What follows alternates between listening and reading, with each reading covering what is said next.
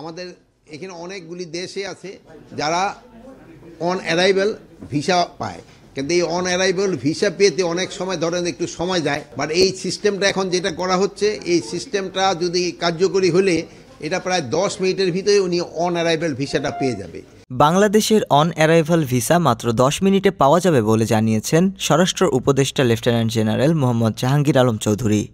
তিনি বলেছেন, 14টি দেশের সঙ্গে আমাদের অন অ্যারাইভাল ভিসা চুক্তি রয়েছে। এসব দেশের মানুষ আবেদনের পর ডলারে পেমেন্ট করে 1 মাসের অন অ্যারাইভাল ভিসা পাবেন।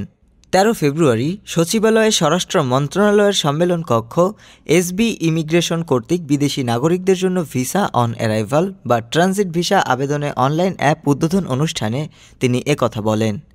স্বরাষ্ট্র উপদেষ্টা বলেন, আমাদের দেশে অন অ্যারাইভাল ভিসা পেতে অনেক সময় 45 মিনিট বা 1 ঘন্টা সময় লেগে যায়। আমরা নতুন যে সিস্টেম করেছি সেটা হলে সেবাগ্রহীতারা মাত্র 10 মিনিটের মধ্যে অন অ্যারাইভাল ভিসা পেয়ে যাবেন। তিনি বলেন, এ ভিসা পেতে তারা নিজেরাই আমাদের অনলাইনে আবেদন করে যাবতীয় তথ্য দিয়ে রাখবে। পরে একটি কোড পাবেন তারা। এ কোডটি নিয়ে এয়ারপোর্টে দেখালে ডলারে পেমেন্ট করলেই তিনি 5 থেকে 10 মিনিটের মধ্যে ভিসা পেয়ে যাবেন। ভিসার মেয়াদ হবে 1 মাস।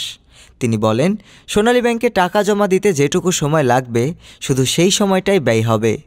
ভিসার যে পেমেন্ট সেটা কার্ড এবং ক্যাশে পেমেন্ট করা যাবে। ডেস্ক রিপোর্ট, আজ বার্তা, ঢাকা।